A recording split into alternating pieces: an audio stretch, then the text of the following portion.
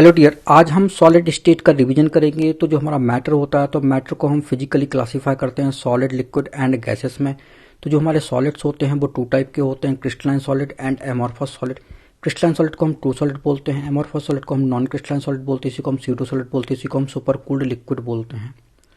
तो हमें यहाँ पे crystalline solid and amorphous solid में डिफरेंस बताना होता है। तो डिफरेंस की ट्रिक है ओ माई गॉड नूरा हेयर कटिंग एकेडमी।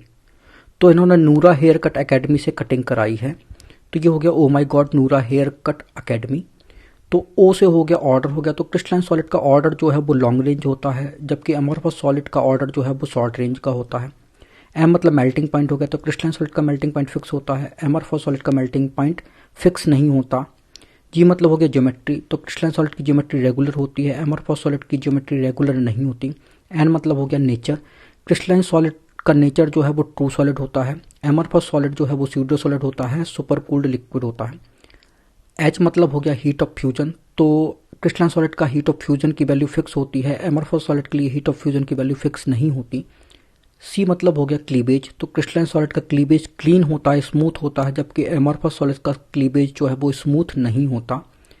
ए से हो गया हमारा एनाइसोट्रोपी। तो क्रिस्टलाइन सॉलिड की कुछ फिजिकल प्रॉपर्टीज जैसे कि electrical resistance and refractive index की वैल्यू डिफरेंट डायरेक्शन में डिफरेंट होती है, जबकि एमॉर्फस सॉलिड जो है वो आइसोट्रोपिक नेचर का होता है। क्योंकि इनकी कुछ फिजिकल प्रॉपर्टीज जैसे कि electrical resistance and refractive index की वैल्यू डिफरेंट डायरेक्शन में सेम होती है। तो ये तो हमारे डिफरेंस हो गए crystalline solid and amorphous solid में। जो हमारा क्रिस्टलाइन सॉलिड हो उसको हम क्लासीफाई करते हैं आयनिक solid, metallic solid, covalent solid, जिसको कि हम नेटवर्क सॉलिड बोलते हैं, और मॉलिकुलर सॉलिड में। तो ये 4 टाइप हैं क्रिस्टलाइन सॉलिड के। तो अगर हम आयनिक सॉलिड की बात करें तो आयनिक सॉलिड का जो कॉन्स्टिट्यूएंट पार्टिकल्स होता है वो आयंस होता है। तो आयनिक सॉलिड के एग्जाम्पल हो गए sodium chloride, sodium sulphate, calcium sulphate. ठीक है। मेटलिक सॉलिड के एग्जाम्पल मेटल हो गए और इसकी कॉन्स्टिट्यूएंट पार्टिकल्स जो है वो मेटल आयन एंड इलेक्ट्रॉन होते हैं।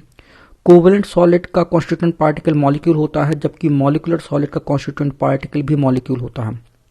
तो जब मॉलिक्यूल जो है लार्ज स्ट्रक्चर का फॉर्मेशन करता है, लार्ज स्ट्रक्चर का निर्माण करता है, तो हमारा कोवेलेंट सॉलिड बनता है, नेटवर्क सॉलिड बनता है। फॉर एग्जांपल डायमंड हो गया, ग्रेफाइट हो गया, सिलिकॉन कार्बाइड हो गया, एल्यूमिनियम नाइट्राइड हो गया, बोरॉन कार्बाइड हो गया। तो ये हमारे कोवेलेंट नेटवर्क कहलाते हैं, कोवेलेंट सॉलिड कहलाते हैं। अगर हम मॉलिकुलर सॉलिड की बात करें तो मॉलिकुलर सॉलिड को डिवाइड करते हैं नॉन पोलर मॉलिकुलर सॉलिड में, पोलर मॉलिकुलर सॉलिड में and hydrogen bonded molecular solid में। तो नॉन पोलर मॉलिकुलर सॉलिड की बात करें तो जब सेम एटम से मॉलिक्यूल बना हो तो वो हमारा नॉन पोलर कहलाता है। फॉर एग्जाम्पल आयोडीन का मॉलिक्यूल, फॉस्फोरस का मॉलिक्यूल, सल्फर का मॉलिक्यूल, तो ये हमारे नॉन पोलर मॉलिकुलर सॉलिड हैं। अगर मॉलिक्यूल जो है 3 या 3 से अधिक एटम से बना है, फॉर एग्जांपल कार्बन डाइऑक्साइड, तो सेंट्रल एटम में लोन पेयर एब्सेंट होनी चाहिए। तो कार्बन डाइऑक्साइड में कार्बन में लोन पेयर एब्सेंट है, इस कारण वो नॉन पोलर है। पोलर मॉलिक्यूल की बात करें, अगर 2 एटम से बना है जैसे कि HCl, तो अगर ये सॉलिड है तो ये पोलर मॉलिकुलर सॉलिड होगा। अगर 3 या 3 से अधिक एटम से बना है जैसे कि SO2, ये 3 एटम से बना है, तो फिर सेंट्रल एटम पे लोन पेयर होनी चाहिए। तो सल्फर पे लोन पेयर है, इस कारण ये पोलर मॉलिकुलर सॉलिड होगा। हाइड्रोजन बॉन्डेड की बात करें तो हाइड्रोजन बॉन्डेड की कंडीशन होती है कि FON, फ्लोरीन ऑक्सीजन नाइट्रोजन से डायरेक्ट हाइड्रोजन अगर जुड़ा है, for example H2O, for example ammonia, तो इनके 2 मॉलिक्यूल हाइड्रोजन बॉन्ड से बंधे होते हैं। तो ice and solid ammonia hydrogen bonded molecular solid हैं। तो अब यहाँ पे कुछ इंपॉर्टेंट क्वेश्चन है। पहला क्वेश्चन है why are crystalline solid and isotropic and amorphous solids are isotropic. तो ये हम बता चुके हैं। एनाइसोट्रोपिक का मतलब होता है कि जो हमारी electrical resistance and refractive index है, अगर वो डिफरेंट डायरेक्शन में डिफरेंट हो तो हमारा क्रिस्टलाइन सॉलिड होगा, और अगर डिफरेंट डायरेक्शन में सेम हो तो हमारा एमॉर्फस सॉलिड होगा। तो एमॉर्फस सॉलिड आइसोट्रोपिक होता है। फिर क्वेश्चन है difference between ionic solid and metallic solid. तो आयनिक सॉलिड में कॉन्स्टिट्यूएंट पार्टिकल आयन होता है, मेटलिक सॉलिड का constituent particle metal ion and electron होता है। आयनिक सॉलिड में इलेक्ट्रिक करंट जो है वो आयंस के फ्लो के कारण होता है, जबकि मेटलिक सॉलिड में इलेक्ट्रिक करंट जो है वो इलेक्ट्रॉन के फ्लो के कारण होता है। क्वेश्चन थर्ड है why is glass considered as super cooled liquid. तो ग्लास जो है वो हमारा एमॉर्फस सॉलिड होता है और एमॉर्फस सॉलिड में फ्लो होने की टेंडेंसी होती है लाइक लिक्विड एंड गैसेस। इस कारण ग्लास जो है वो हमारा सुपर कूल्ड लिक्विड कहलाता है। फिर क्वेश्चन 4 है व्हाई आर सॉलिड्स रिजिड। तो सॉलिड के जो पार्टिकल होते हैं तो उन पार्टिकल के बीच डिस्टेंस बहुत कम होती है, इस कारण सॉलिड्स हमारे कैसे होते हैं, रिजिड होते हैं। क्वेश्चन 5 है difference between quartz and glass. तो क्वार्ट्ज एंड ग्लास में डिफरेंस बताना है। तो क्वार्ट्ज की स्ट्रक्चरल यूनिट SiO4-4 होती है, ग्लास की भी SiO4-4 यूनिट होती है।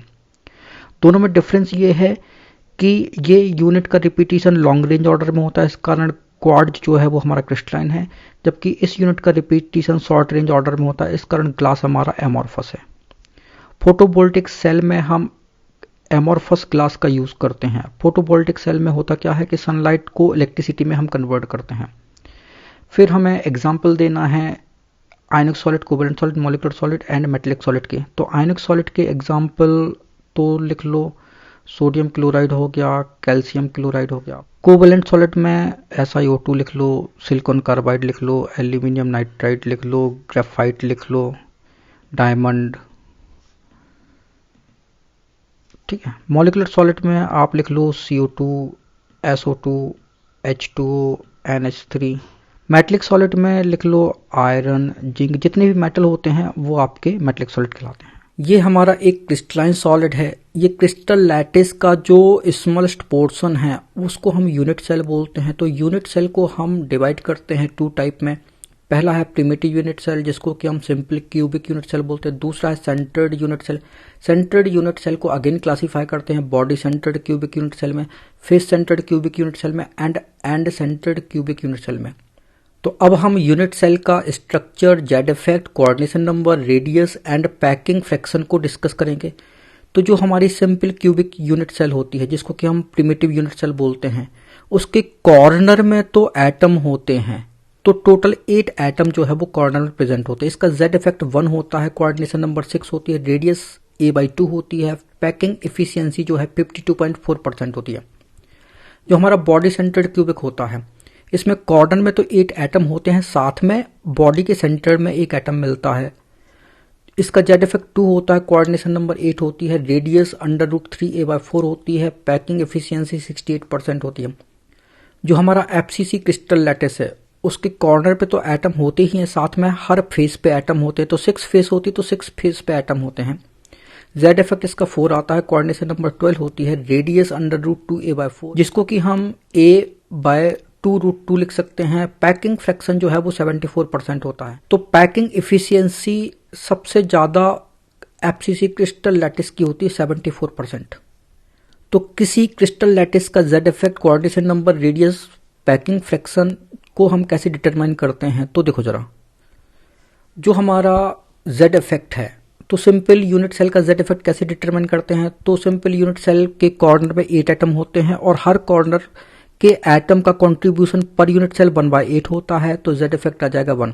जो हमारा बॉडी सेंटर्ड यूनिट सेल है, कॉर्नर पे 8 एटम होते हैं और उसका कंट्रीब्यूशन 1/8 होता है। बॉडी सेंटर्ड पे 1 एटम होता है जिसका फुल कंट्रीब्यूशन होता है, तो टोटल 2 एटम पर यूनिट सेल आएंगे, तो जेड इफेक्ट हो जाएगा 2। फेस सेंटर्ड की बात करें तो कॉर्नर पे 8 एटम होते हैं, कंट्रीब्यूशन 1/8, फेस पे 6 एटम होते हैं और कंट्रीब्यूशन जो है पर यूनिट सेल 1/2 होता है, तो ये 1 बनेगा, ये 3 बनेगा, तो टोटल हो जाएंगे 4 एटम। जो हमारी एंड सेंटर्ड यूनिट सेल होती है, कॉर्नर पे होते हैं 8 एटम, कंट्रीब्यूशन 1/8 है। एंड सेंटर्ड मतलब अपोजिट फेस पे 2 एटम होते हैं और कंट्रीब्यूशन 1/2 होता है, तो 2 एटम पर यूनिट सेल आएगा। अब हमें कोऑर्डिनेशन नंबर बतानी है, तो देखो जरा, ये हमारा सिंपल क्यूबिक क्लोज स्ट्रक्चर है। तो एक एटम जो है वो 6 एटम के कांटेक्ट में रहता है। तो एक एटम ये है, दूसरा एटम ये है, तीसरा एटम ये है, फिर दूसरी यूनिट सेल का एक एटम, फिर अगली यूनिट सेल का एक एटम, फिर अगली यूनिट सेल का एक एटम। तो ये टोटल 6 एटम के कांटेक्ट में होगा, इस कारण इसकी कोऑर्डिनेशन नंबर 6 होगी। जो हमारा बॉडी सेंटर्ड क्यूबिक है, तो बॉडी के सेंटर में जो एटम है वो 8 एटम के कांटेक्ट में है, 8 एटम से सराउंडेड है, इस कारण इसकी कोऑर्डिनेशन नंबर 8 होती है। फिर हम फेस सेंटर्ड में कोऑर्डिनेशन नंबर देखेंगे, तो ये फेस का एटम है। तो यहाँ पे देखो ये 2 क्यूब बने हुए हैं, तो फेस का एटम जो है वो 4 ये एटम, 4 ये एटम और 4 ये एटम के कांटेक्ट में है, तो ये टोटल 12 एटम हो गए, तो कोऑर्डिनेशन नंबर 12 हो जाएगी। इसके बाद हम एटॉमिक रेडियस को डिटरमाइन करेंगे। तो जो हमारा सिंपल क्यूबिक क्रिस्टल है तो ये उसके एटम है और ये एज लेंथ है, तो एज लेंथ का हाफ जो है वो रेडियस है। बॉडी सेंटर्ड की बात करें तो बॉडी सेंटर्ड के लिए रेडियस जो है वो ये होगी, ठीक है। तो सबसे पहले हम इस ट्रायंगल से AC स्क्वायर निकालेंगे, तो यहाँ पाइथागोरस थ्योरम लगाएंगे तो ये AC स्क्वायर निकल आएगा। फिर हम इस ट्रायंगल से AD स्क्वायर निकाल लेंगे, तो AD स्क्वायर जो है निकालोगे तो AD जो है वो हमारा 4R का होल स्क्वायर हो जाएगा। तो R जो है वो हमारा √3a/4 आ जाएगा। इसी प्रकार फेस सेंटर्ड की एटॉमिक रेडियस निकालेंगे, तो ये हमारे फेस का एटम है और ये कॉर्नर के एटम है, ये 4। तो बस AC square equal to AB square plus BC square हो जाएगा। तो AC जो है वो हमारा 4R स्क्वायर है, तो 4R स्क्वायर होगा, तो R की वैल्यू जो है वो a/2√2 हो जाएगी, या फिर R इक्वल टू √2a/4 हो जाएगा। इसके बाद पैकिंग ऑफ सॉलिड देखेंगे, तो ये 1 डायमेंशन पैकिंग है, जहाँ पे एटम जो है वो एक ही डायरेक्शन में ग्रो करते हैं। फिर 2 डायमेंशनल पैकिंग देखते हैं, तो ये 2 टाइप की होती है, SCP एंड HCP। तो ये हमारा स्क्वायर क्लोज पैकिंग है। तो यहाँ पे देखो एटम के नीचे एटम आ रहा है, तो ये एक डायरेक्शन है और ये दूसरी डायरेक्शन है। हेक्सागोनल क्लोज पैकिंग में देखो ये हमारी एक लेयर है, फिर जो सेकेंड लेयर होगी वो डिप्रेसेंट पॉइंट पे आएगी, थर्ड लेयर होगी वो डिप्रेसेंट पॉइंट पे आएगी सेकेंड लेयर की, फोर्थ लेयर थर्ड लेयर के डिप्रेसेंट पॉइंट पे आएगी। तो बस यहाँ पे हेक्सागोनल क्लोज पैकिंग स्ट्रक्चर बनता है। तो देखो ये हमारा हेक्सागन बन गया। कोऑर्डिनेशन नंबर यहाँ पे 6 होती, क्योंकि ये एटम 6 एटम से सराउंडेड है, और इसकी कोऑर्डिनेशन नंबर 4 होती है क्योंकि ये एटम 4 एटम से सराउंडेड है। फिर हम 3 डायमेंशनल स्ट्रक्चर बनाएंगे, तो 3 डायमेंशनल स्ट्रक्चर हम 2 डायमेंशनल स्ट्रक्चर का यूज़ करके बनाते हैं। तो अगर आपने 2 dimensional cubic close pack structure लिया तो हमको ये वाली लेयर से हमें बनाना है 3 डायमेंशनल। तो अब इसके एटम के ऊपर एटम जो है वो आप लगाते जाओगे, तो इस तरीके से स्ट्रक्चर जो है वो बन जाएगा, जिसकी कोऑर्डिनेशन नंबर जो है वो 6 होगी, ठीक है। और अगर हमने हेक्सागोनल क्लोज पैक लिया तो यहाँ पे 2 तरीके से स्ट्रक्चर बनता है, एक ABAB स्ट्रक्चर जिसको हम HCP बोलते हैं, और एक ABC लेयर जिसको कि हम CCP या FCC स्ट्रक्चर बोलते हैं। तो देखो ज़रा, यहाँ पे हमें 2 डायमेंशनल हेक्सागोनल लेयर जो है वो लेनी है, तो 2 डायमेंशनल हेक्सागोनल लेयर जो है वो ये वाली लेनी है, ठीक है। तो ये हमारी फर्स्ट लेयर हो गई पूरी की पूरी, ठीक है। फिर इसके बाद हम सेकेंड लेयर बनाएंगे, तो सेकेंड लेयर का एटम फर्स्ट लेयर की ट्रायंगुलर वॉइड पे आएगा। अब इस डायग्राम को आप ध्यान से देखें, तो ये ब्लू वाली हमारी A लेयर है और ये पिंक वाली जो है हमारी B लेयर है। तो जो हमारी A लेयर है ब्लू वाली, उसकी ट्रायंगुलर वॉइड को हमने B लेयर से जो है वो ढका हुआ है। तो ABAB और ABC अरेंजमेंट में ये 2 स्टेप तो कॉमन है। अब थर्ड लेयर डिसाइड करती है कि हमारा ABAB अरेंजमेंट होगा कि ABC अरेंजमेंट होगा। अगर थर्ड लेयर जो है वो सेकेंड लेयर के ट्रायंगुलर वॉइड को ढकती है तो हमारा ABAB अरेंजमेंट होगा।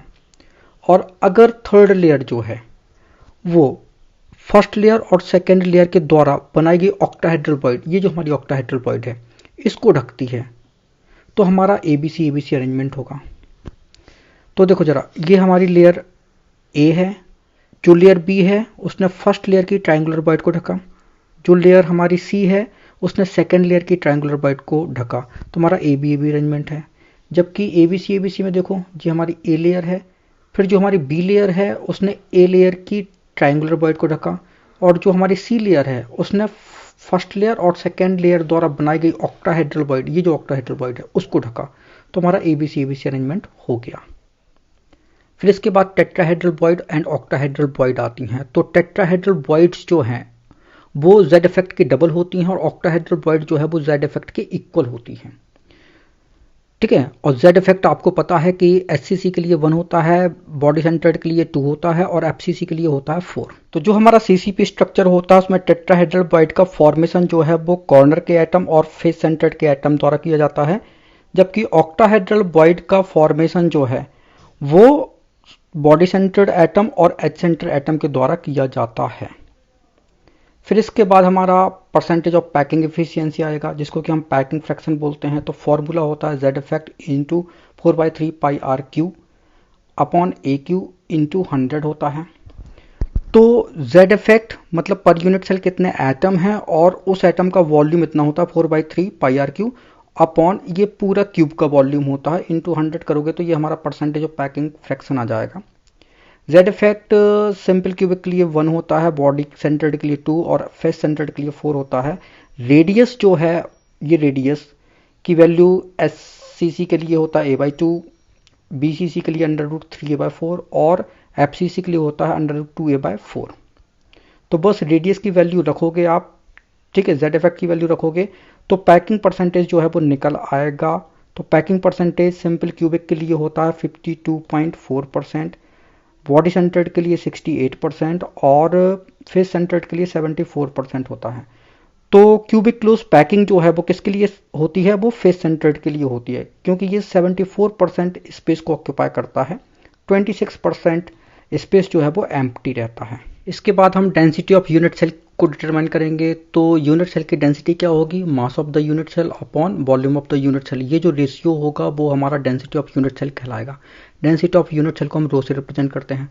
अब चूंकि एक यूनिट सेल में नंबर ऑफ एटम होते हैं, ठीक है, तो नंबर ऑफ एटम और मास में क्या रिलेशन होता है, तो ये हम मोल के थ्रू निकालते हैं। तो मोल इक्वल होता है मास अपन मोलर मास का रेशियो, ये इक्वल होता है number of particles upon Na, Avogadro number का रेशियो। तो मास यहां से आ जाएगा, तो मास इक्वल हो जाएगा N upon Na into M. तो mass of the unit cell की जगह हम ये रखेंगे और वॉल्यूम की जगह हम रखेंगे AQ। तो यूनिट सेल का वॉल्यूम तो होता है AQ, ठीक है। तो हमारी डेंसिटी जो है वो निकल आएगी। तो देखो चला, जो नंबर ऑफ पार्टिकल होते हैं उसको हम जेड इफेक्ट से डिटरमाइन करते हैं। तो नंबर ऑफ पार्टिकल की जगह हम रखेंगे Z effect into molar mass ज्यों का त्यों, Na ज्यों का त्यों, AQ ज्यों का त्यों।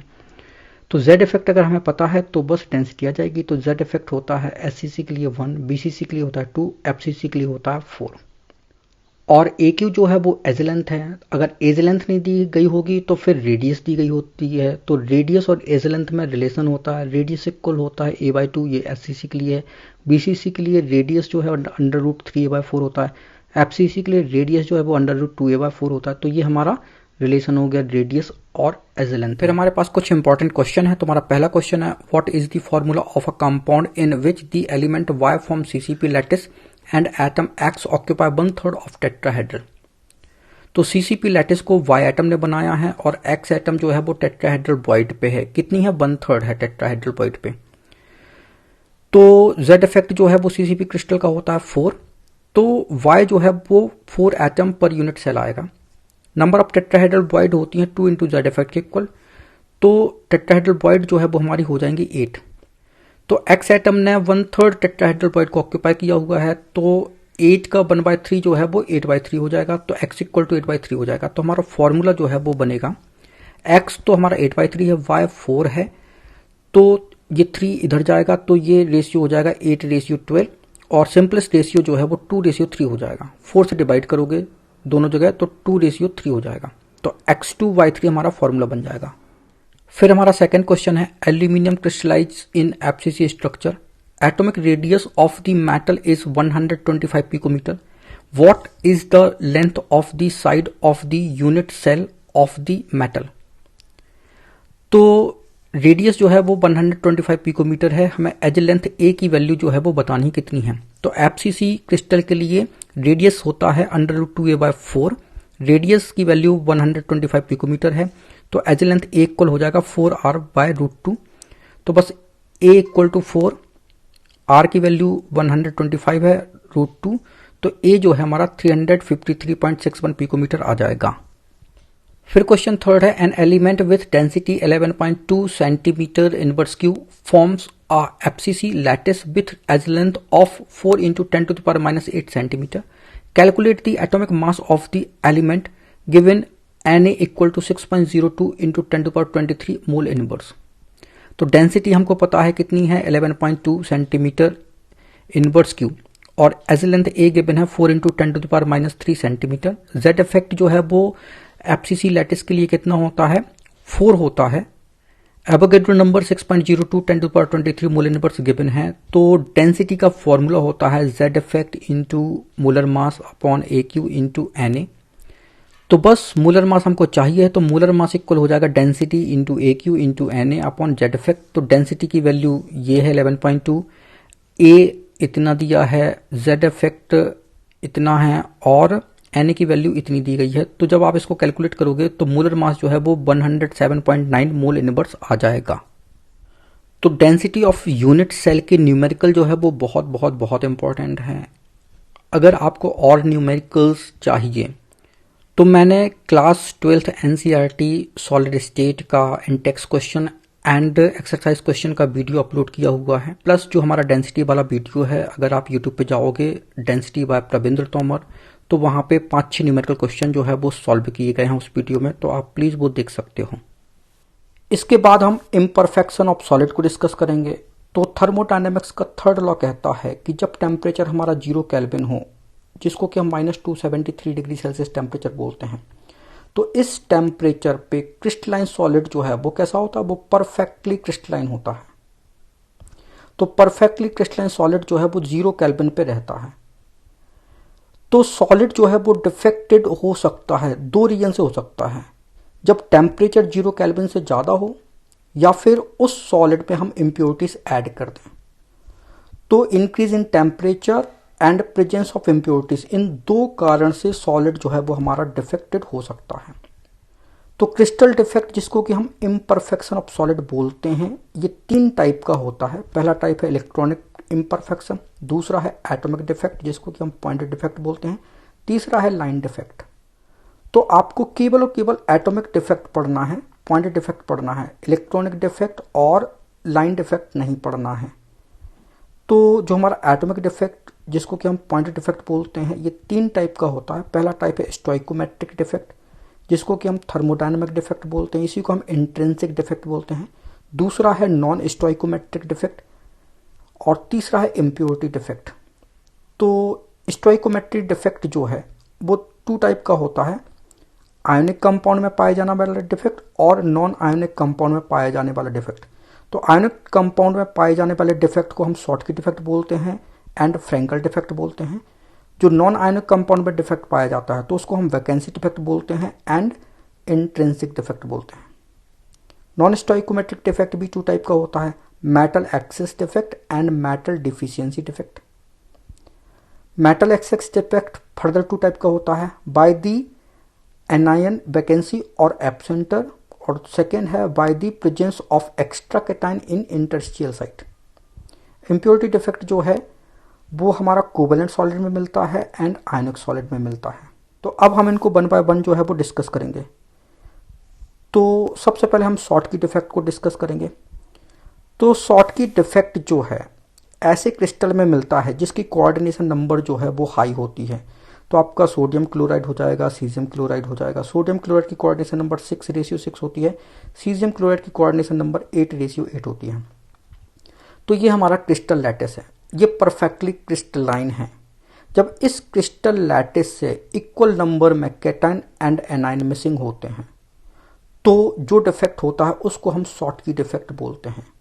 शॉर्टकी डिफेक्ट के कारण क्रिस्टल में कौन कौन से चेंज आते हैं, तो देखो जरा, क्रिस्टल की डेंसिटी जो है वो कम हो जाएगी। क्यों? क्योंकि डेंसिटी इक्वल होता है मास अपॉन वॉल्यूम। तो मास कम हो गया तो डेंसिटी कम हो गया। क्यों? क्योंकि क्रिस्टल का वॉल्यूम तो एज इट इज रहेगा, वॉल्यूम में थोड़ी चेंज हुआ है, केवल मास में चेंज हुआ है। तो एक तो इस क्रिस्टल की डेंसिटी जो है वो कैसी हो जाएगी, वो कम हो जाएगी। दूसरा, इलेक्ट्रिकल न्यूट्रलिटी तो मेंटेन रहेगी क्योंकि सेम नंबर में कैटायन और एनायन जो है वो बाहर गए हैं। तीसरा क्या होगा, क्रिस्टल जो है उसकी स्टेबिलिटी जो है वो डिक्रीज हो जाएगी। फिर शॉर्टकी डिफेक्ट में जो हमारा कैटायन और एनायन का साइज होता है वो ऑलमोस्ट इक्वल होता है, उसके साइज में ज़्यादा डिफरेंस नहीं होता। तो ऐसा क्रिस्टल जिसके कैटायन और एनायन के साइज में ज़्यादा डिफरेंस ना हो, वहाँ पे शॉर्टकी डिफेक्ट जो है उसके पाए जाने की प्रोबेबिलिटी ज़्यादा होती है।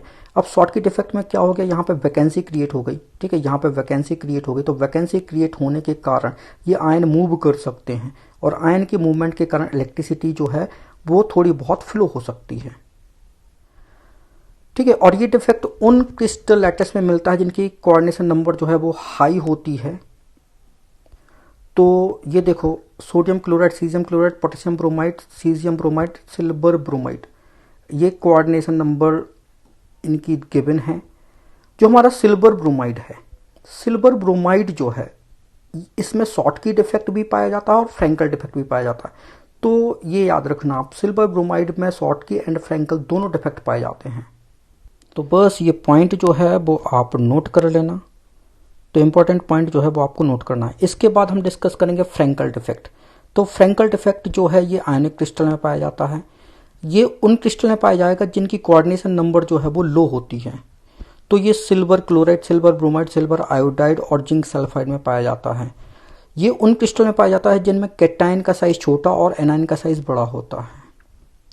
तो यहाँ पे होता क्या है कि कैटायन जो है वो अपना क्रिस्टल लैटिस छोड़ के अपनी पोजीशन छोड़ के इंटरस्टेशियल स्पेस में जो है वो आ जाता है। तो इस क्रिस्टल में कोई भी कैटायन जो है वो अपनी पोजीशन छोड़ के, अपना प्लेस छोड़ के इंटरस्टेशियल स्पेस में आ जाता है, तो क्रिस्टल में जो डिफेक्ट होता है उस डिफेक्ट को हम फ्रैंकल डिफेक्ट बोलते हैं।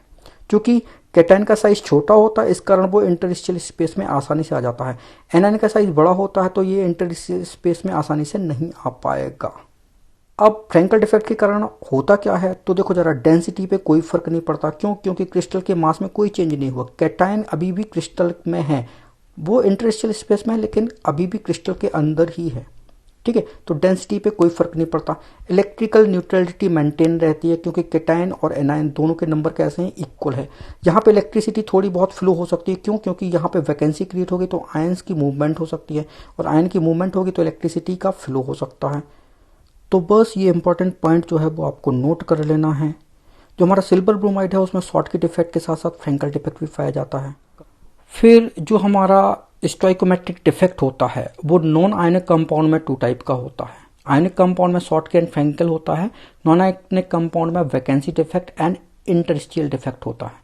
तो वैकेंसी डिफेक्ट में क्या होता है कि जो हमारा नॉन आयनिक कंपाउंड होता है, जब आप उसको हीट करते हो तो हीट करने पे ये जो एटम है, जो पार्टिकल है, वो अपना प्लेस छोड़ के बाहर चले जाते हैं। तो यहाँ पे वैकेंसी क्रिएट हो जाती है। तो यहाँ पे वैकेंसी डिफेक्ट जो है वो क्रिस्टल को जब हम हीट करते हैं तो हीट करने के कारण क्रिस्टल में वैकेंसी डिफेक्ट जो है वो होता है। तो ऐसा क्वेश्चन पूछा जाता है कि हीट करने पे क्रिस्टल में कौन सा डिफेक्ट होता है, तो हीट करने पे क्रिस्टल लैटिस में वैकेंसी डिफेक्ट होता है।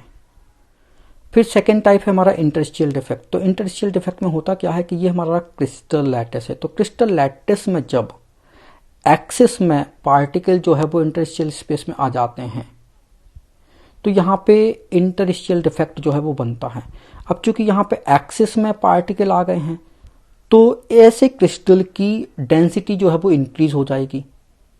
ठीक है, तो इंटरस्टिशियल डिफेक्ट में क्रिस्टल की डेंसिटी जो है वो इंक्रीज होती है, जबकि वैकेंसी डिफेक्ट में चूंकि यहाँ पे पार्टिकल जो है वो गायब हो गए, बाहर चले गए, तो मास कम हो गया तो डेंसिटी कम हो जाएगी। तो यहाँ पे डेंसिटी डिक्रीज होती है, जबकि इंटरस्टिशियल डिफेक्ट में डेंसिटी जो है वो इंक्रीज होती है। फिर सेकेंड टाइप है हमारा नॉन स्टोइकोमेट्रिक डिफेक्ट। तो नॉन स्टोइकोमेट्रिक डिफेक्ट में आता है मेटल एक्सेस डिफेक्ट और मेटल डिफिशियंसी डिफेक्ट। अच्छा, स्टोइकोमेट्री और नॉन स्टोइकोमेट्री कहलाता क्या है? तो नॉन स्टोइकोमेट्री जहाँ पे कंपाउंड जो है वो अपने ऑक्सीडेशन स्टेट के अकॉर्डिंग ना हो, जैसे कि FeO, ये तो हमारा स्टोइकोमेट्रिक हो गया क्योंकि आयरन की बैलेंसी 2 है और ऑक्सीजन की 2 है। लेकिन अगर हमने लिखा Fe 0.95 तो ये हमारा बनेगा नॉन स्टोइकोमेट्रिक कंपाउंड, क्योंकि यहाँ पे एटम जो है वो अपने बैलेंसी के अकॉर्डिंग नहीं है। तो नॉन स्टोइकोमेट्रिक डिफेक्ट जो है वो 2 टाइप का हो गया, metal axis and metal deficiency. तो मेटल एक्सिस में अगेन 2 टाइप होते हैं, बाय एनायन वैकेंसी जिसको कि हम एब्सेंट बोलते हैं, और दूसरा है by the presence of extra cation in the interstitial site. तो मेटल एक्सिस डिफेक्ट 2 रीजन से हो सकता है, जब एनायन जो है वो क्रिस्टल लैटिस छोड़कर बाहर चला जाए। दूसरा रीजन हो सकता है कि जब एक्स्ट्रा कैटायन जो है वो क्रिस्टल लैटिस में आ जाए। तो हमारा टाइप ए है बाय एनायन वैकेंसी और एब्सेंट। ये बड़ा इंपॉर्टेंट है तो इसको अच्छे से समझना। तो जो हमारा सोडियम क्लोराइड क्रिस्टल है इसको हम सोडियम वेपर में हीट करते हैं। तो होता यह है कि सोडियम जो है वो क्लोराइड आयन से कंबाइन होता है। तो सोडियम जो है वो क्लोराइड नेगेटिव से कंबाइन होगा तो NaCl जो है बन जाएगा, Na पॉजिटिव और Cl नेगेटिव जो है बनेगा। तो सोडियम जो है अपना एक इलेक्ट्रॉन जो है वो रिलीज करेगा, ठीक है, तभी वो Na पॉजिटिव जो है वो बनेगा। तो ये इलेक्ट्रॉन जो है वो क्लोराइड आयन की जगह जो है वो आ जाता है, नेगेटिव आयन की जगह जो है वो आ जाता है। तो देखो ये पॉजिटिव आयन है, नेगेटिव आयन है, पॉजिटिव आयन नेगेटिव आयन है। तो नेगेटिव आयन जो है वो अपना प्लेस छोड़ दिया, तो ये नेगेटिव आयन अपना प्लेस छोड़ दिया और उस प्लेस पे जो है वो क्या आ गया, इलेक्ट्रॉन आ गया। तो क्रिस्टल की इलेक्ट्रिकल न्यूट्रलिटी तो मेंटेन रही, ठीक है, अभी भी क्रिस्टल जो है वो इलेक्ट्रिकली न्यूट्रल है। लेकिन ये क्रिस्टल जो है वो हमारा डिफेक्टेड हो गया क्योंकि एनायन जो है वो अपना प्लेस छोड़ के बाहर चला गया और उसकी जगह इलेक्ट्रॉन जो है वो आ गया। तो इलेक्ट्रॉन जिस प्लेस पे आया है उस प्लेस को हम बोलते हैं एपसेंटर, जो एक जर्मन वर्ड से लिया गया है। तो फारबेंजीटर जो है एक जर्मन वर्ड है जिसका मीनिंग होता है कलर। तो जो हमारा सोडियम क्लोराइड होता है वो येलो कलर का होता है due to presence of electron, और लिथियम क्लोराइड पिंक कलर का होता है, और पोटेशियम क्लोराइड जो है वो वायलेट कलर का होता है। तो एप सेंटर के कारण हमारा क्रिस्टल जो है वो कलरफुल हो जाता है। रीजन ये है कि एप सेंटर में जो इलेक्ट्रॉन है उस इलेक्ट्रॉन के कारण क्रिस्टल जो है वो हमारा कलरफुल हो जाता है। तो एप सेंटर डिफेक्ट जो है वो उन क्रिस्टल में मिलता है जिनमें शॉर्ट की डिफेक्ट पाए जाने की प्रोबेबिलिटी होती है। तो सोडियम क्लोराइड में शॉर्ट की डिफेक्ट मिलता है और सोडियम क्लोराइड में ही एप सेंटर डिफेक्ट जो है वो पाया जाता है। फिर जो हमारा सेकेंड टाइप का डिफेक्ट हो जाएगा by the presence of extra cation in interstitial site. तो यहाँ पे ये जिंक ऑक्साइड का क्रिस्टल है। जिंक ऑक्साइड के क्रिस्टल को जब आप हीट करोगे तो हीट करने पे जिंक आयन बनेगा, 2 इलेक्ट्रॉन निकलेंगे और ऑक्सीजन गैस निकलेगी। तो हीट करने पे ये जो जिंक आयन बना हुआ है और 2 इलेक्ट्रॉन बने हुए तो वो क्रिस्टल लैटिस के इंटरस्टिशियल स्पेस में जो है वो आ जाते हैं, जिससे हमारा क्रिस्टल जो है वो कैसा हो जाता है, डिफेक्टेड हो जाता है। तो जिंक ऑक्साइड का क्रिस्टल जो है वो व्हाइट कलर का होता है। जब आप उसको हीट करते हो तो हीट करने पे जिंक ऑक्साइड का कुछ पार्ट ब्रेक हो जाता है, तो जिंक डाइपॉजिटिव आयन 2 इलेक्ट्रॉन बनेगा और ऑक्सीजन निकलेगी। तो ये जो कैटायन और इलेक्ट्रॉन है वो इंटरस्टिशियल स्पेस में आ जाएंगे, जिससे हमारा क्रिस्टल जो है वो कैसा हो जाता है, वो येलो कलर का हो जाता है। जब इस क्रिस्टल को कूल होने देते हैं तो कूल होने पे ये रिएक्शन कैसी होती है, वो रिवर्स हो जाती है। तो रिवर्स होने के कारण जो है वो क्रिस्टल हमारा फिर से व्हाइट हो जाता है। तो ये क्वेश्चन पूछा जाता है कि जिंक ऑक्साइड का क्रिस्टल जो है वो येलो किस रीजन से होता है। तो अब आपको रीजन समझ में आ गया होगा। तो अभी तक आपने मेटल एक्सेस डिफेक्ट देखा था, अब हम मेटल डिफिशियंसी डिफेक्ट देखेंगे। तो नॉन स्टोइकोमेट्रिक कंपाउंड में हमें मेटल डिफिशियंसी डिफेक्ट जो है वो देखना है। तो ये हमारा एक क्रिस्टल लैटिस है, ठीक है, नॉन स्टोइकोमेट्रिक कंपाउंड का। तो यहाँ पे क्या होता है कि कोई एक कैटायन जो है वो अपना प्लेस छोड़ के चला जाता है, तो दूसरा कैटायन जो है, जो पड़ोसी कैटायन है, वो हायर ऑक्सीडेशन स्टेट में कन्वर्ट हो जाता है। फॉर एग्जाम्पल Fe0.95O, यहाँ पे आयरन जो है वो +2 एंड +3 दोनों ऑक्सीडेशन स्टेट में होता है।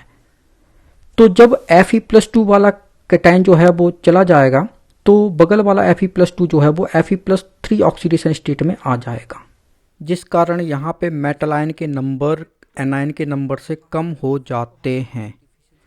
तो यहाँ पे इस क्रिस्टल में जो डिफेक्ट नज़र आ रहा है उस डिफेक्ट को हम मेटल डिफिशियंसी डिफेक्ट जो है वो बोलते हैं। इसके बाद हमारा इम्प्योरिटी डिफेक्ट आएगा। तो इम्प्योरिटी डिफेक्ट जो है वो 2 टाइप का होता है। पहला टाइप है introducing impurity defect in covalent solid, दूसरा टाइप है introducing impurity defect in ionic solids. तो impurity defect in covalent solid की अगर हम बात करें तो कोवेलेंट सॉलिड में हमें सिलिकॉन एंड जर्मेनियम लेना है, तो ये ग्रुप 14 को बिलोंग करते हैं। फिर इसमें हम इम्प्योरिटीज ऐड करेंगे, या तो आप इम्प्योरिटीज बोरॉन एल्यूमिनियम ग्रुप 13 की ऐड कर सकते हो, या फिर आपका मन करे तो नाइट्रोजन फॉस्फोरस की इम्प्योरिटीज भी ऐड कर सकते हो। तो इन इम्प्योरिटीज के एडिशन के कारण ये हमारा ग्रुप 14 का सिलिकॉन और जर्मेनियम है वो कैसा होता है, वो इम्प्योर हो जाता है। तो जो हमारा प्योर सिलिकॉन एंड जर्मेनियम है ये इम्प्योरिटीज मिलाने पे कैसा हो जाता है, इम्प्योर हो जाता है। तो इम्प्योर क्रिस्टल जो है वो बनता है। ये इम्प्योर क्रिस्टल जो है वो हमारा सेमीकंडक्टर बन जाता है। तो सेमीकंडक्टर 2 टाइप का होता है, N type semiconductor and P type semiconductor. अगर आपने ग्रुप 14 एलिमेंट सिलिकॉन जर्मेनियम में आपने नाइट्रोजन फॉस्फोरस की इम्प्योरिटीज मिलाई तो हमारा एन टाइप सेमीकंडक्टर में बनेगा, ठीक है। ये एन टाइप सेमीकंडक्टर इसलिए बनता है क्योंकि यहाँ पे सिलिकॉन की जगह आएगा फॉस्फोरस। सिलिकॉन में 4 इलेक्ट्रॉन है, फॉस्फोरस में 5 इलेक्ट्रॉन है, तो 1 इलेक्ट्रॉन एक्सेस में रह जाएगा जो कि यहाँ वहाँ मूव करेगा। तो इलेक्ट्रॉन की एक्सेस के कारण जो है यहाँ पे इलेक्ट्रिसिटी फ्लो होती है। तो एन का मतलब होता है negative charge which flow in them. तो इलेक्ट्रॉन के फ्लो के कारण यहाँ पे इलेक्ट्रिसिटी जनरेट होती है। दूसरा है पी टाइप सेमीकंडक्टर। तो जब सिलिकॉन जर्मेनियम हमने बोरॉन एल्यूमिनियम मिला दिया तो सिलिकॉन की जगह एल्यूमिनियम आ जाएगा। तो सिलिकॉन में 4 इलेक्ट्रॉन है, एल्यूमिनियम में 3 इलेक्ट्रॉन है। तो यहाँ पे तो एल्यूमिनियम 3 बॉन्ड बना लेगा, जबकि एक बॉन्ड जो है वो रह जाएगा। तो यहाँ पे एक प्लेस जो है, एक वैकेंट प्लेस जो है बन जाता है, जिसको कि हम होल बोलते हैं। तो पी का मतलब होता है पॉजिटिव होल। तो पॉजिटिव होल बनने के कारण जो है यहाँ पे इलेक्ट्रिसिटी फ्लो होती है। इसके बाद हमारा बी है इंट्रोड्यूसिंग इम्प्योरिटी डिफेक्ट इन आयोनिक सॉलिड। तो आयोनिक सॉलिड में इम्प्योरिटी डिफेक्ट जो है बताना है। तो हमारे पास प्योर सोडियम क्लोराइड क्रिस्टल है, इसको हमें मॉल्टन फॉर्म में लेना है। तो मॉल्टन सोडियम क्लोराइड में थोड़ा सा मॉल्टन स्ट्रोंटियम क्लोराइड मिला देंगे, फिर हम कूल करेंगे स्लोली। तो कूल करने पे होगा क्या, स्ट्रोंटियम डाई पॉजिटिव जो है वो 2 सोडियम आयन को रिप्लेस कर देगा। तो सोडियम क्रिस्टल जो है वो डिफेक्टेड हो जाएगा। तो देखो जरा यहाँ पे ये जो 2 सोडियम आयन है, ये सोडियम क्लोराइड का क्रिस्टल है, से 2 सोडियम आयन जो है वो एक स्ट्रोंटियम के द्वारा रिप्लेस हो गए। तो यहाँ पे एक वैकेंसी जो है वो क्रिएट हो गई, जिसके कारण ये क्रिस्टल जो है वो इलेक्ट्रिसिटी को कंडक्ट कर सकता है, क्योंकि आयन की मूवमेंट हो सकती है। अब चूंकि स्ट्रोंटियम का मास जो है वो दोनों सोडियम के मास से ज़्यादा होता है, इस कारण जो डिफेक्टेड सोडियम क्लोराइड है उसकी डेंसिटी जो है वो इंक्रीज हो जाती है, ज़्यादा हो जाती है। इसका एक एग्जाम्पल और है, जो हमारा सिल्वर क्लोराइड क्रिस्टल है। तो हमें मॉल्टन सिल्वर क्लोराइड लेना है और उसमें थोड़ा सा मॉल्टन कैडमियम क्लोराइड मिक्स कर देना है। तो कैडमियम डाई पॉजिटिव आयन जो है वो 2 सिल्वर आयन को रिप्लेस कर देता है। तो ये 2 सिल्वर आयन को रिप्लेस कर देगा कैडमियम आयन। तो कैडमियम डाई पॉजिटिव आयन आ गया, 2 सिल्वर आयन निकल गए। तो हमारा सिल्वर क्लोराइड जो है वो कैसा हो गया, वो डिफेक्टेड हो गया। तो ये हमारा इम्परफेक्शन ऑफ सॉलिड हो गया। इसके बाद हमारे पास कुछ इंपॉर्टेंट क्वेश्चन है। तो हमारा क्वेश्चन 1 है, what type of stoichiometric defect is shown by silver chloride. तो सिल्वर क्लोराइड क्रिस्टल में फ्रैंकल डिफेक्ट पाया जाता है। सेकंड क्वेश्चन है, what type of stoichiometric defect is shown by sodium chloride. तो सोडियम क्लोराइड क्रिस्टल में Schottky defect पाया जाता है। क्वेश्चन थर्ड है, what is meant by doping in a semiconductor. तो हमारा pure silicon and germanium semiconductor होता है जब इसमें हम ग्रुप 13 एंड ग्रुप 15 एलिमेंट की इम्प्योरिटीज मिक्स कर देते हैं, तो इसी को हम बोलते हैं डोपिंग। फिर इसके बाद क्वेश्चन नंबर 4 है, which stoichiometric defect point defect in crystal increase the density of a solids. तो स्टोइकोमेट्रिक डिफेक्ट जो है वो 4 टाइप के होते हैं। पहला है शॉर्टकी, दूसरा फ्रैंकल, तीसरा वैकेंसी, चौथा है इंटरस्टिशियल डिफेक्ट। तो जो हमारा शॉर्टकी डिफेक्ट में डेंसिटी डिक्रीज होती है, फ्रैंकल डिफेक्ट में डेंसिटी अनचेंज होती है, वैकेंसी डिफेक्ट में डेंसिटी डिक्रीज होती है, इंटरस्टिशियल डिफेक्ट में डेंसिटी इंक्रीज होती है। तो हमारा आंसर हो जाएगा इंटरस्टिशियल डिफेक्ट, क्योंकि पूछा गया है कि डेंसिटी कहाँ इंक्रीज हुई। 5th नंबर का क्वेश्चन है, what type of defect can be arises when a solid is heated. तो वैकेंसी डिफेक्ट जो है वो बनता है जब सॉलिड को हीट करते हैं। फिर 6 नंबर है, which point defect in its crystal unit alter the density of a solid. तो वैकेंसी डिफेक्ट, शॉर्टकी डिफेक्ट में डेंसिटी डिक्रीज होती है, इंटरस्टिशियल डिफेक्ट में डेंसिटी इंक्रीज होती है, फ्रैंकल डिफेक्ट में डेंसिटी पे कोई इफेक्ट नहीं पड़ता। फिर क्वेश्चन 7 है, which point defect in crystal of a solid does not change the density of the solid. तो फ्रैंकल डिफेक्ट में सॉलिड की डेंसिटी चेंज नहीं होती। व्हाट आर एब्सेंटेड, तो ये हम बता चुके हैं। क्वेश्चन नंबर 9 है, what type of non stoichiometric point defect in responsible for the pink colour of lithium chloride. तो जब हम लिथियम क्लोराइड को लिथियम वेपर के साथ हीट करते हैं तो लिथियम जो है वो क्लोराइड आयन को लेके निकल जाएगा, ठीक है, और एक इलेक्ट्रॉन छोड़ देगा। तो एक इलेक्ट्रॉन जो है वो क्लोराइड आयन की जगह पे आ जाएगा। तो जो इलेक्ट्रॉन क्लोराइड आयन की जगह पे आया तो उसको हम बोलते हैं एब्सेंटर। और एब्सेंटर में इलेक्ट्रॉन प्रेजेंट होने के कारण जो है वो लिथियम क्लोराइड क्रिस्टल जो है वो पिंक कलर का हो जाता है। Question 10, zinc oxide turns yellow on heating, why. तो जिंक ऑक्साइड क्रिस्टल जो है वो व्हाइट कलर का होता है। जब हम उसको हीट करते हैं तो जिंक ऑक्साइड जो है वो हीट करने पे ब्रेक हो जाता है। Zinc dipositive ion, 2 electron and half oxygen. तो zinc dipositive ion and 2 electron जो है वो इंटरस्टिशियल साइट में जो है वो चले जाते हैं, जिसके कारण हमारा क्रिस्टल जो है जिंक ऑक्साइड जो है वो येलो कलर का हो जाता है। जब उसको कूल किया जाता है तो रिएक्शन कैसी होती है, रिवर्स हो जाती है, मतलब हमारा जिंक ऑक्साइड फिर से व्हाइट हो जाएगा। फिर 11th नंबर क्वेश्चन है, what happen when cadmium chloride is doped with silver chloride. तो ये हमारा सिल्वर क्लोराइड है। तो मॉल्टन सिल्वर क्लोराइड में जब हम मॉल्टन कैडमियम क्लोराइड मिक्स कर देते हैं और इसके बाद हमें कूल करना है तो कैडमियम डाई पॉजिटिव आयन जो है वो 2 सिल्वर आयन को रिप्लेस कर देता है। तो सिल्वर आयन की जगह कैडमियम डाइपॉजिटिव आ जाएगा, जिससे क्रिस्टल की इलेक्ट्रिकली न्यूट्रलिटी तो मेंटेन रहती है। लेकिन चूंकि यहाँ पे एक वैकेंसी क्रिएट हो गई, तो कैटायनिक वैकेंसी क्रिएट हो गई, तो यहाँ पे आयंस जो है वो मूव कर सकते हैं। तो आयन के मूवमेंट के कारण जो है यहाँ पे थोड़ी बहुत इलेक्ट्रिसिटी फ्लो हो सकती है। तो हमारा प्योर सिल्वर क्लोराइड क्रिस्टल जो है वो डिफेक्टेड हो जाता है जब उसमें हम कैडमियम क्लोराइड मिक्स कर देते हैं। तो ये हमारा सॉलिड स्टेट हो गया 2021 के सिलेबस के अकॉर्डिंग।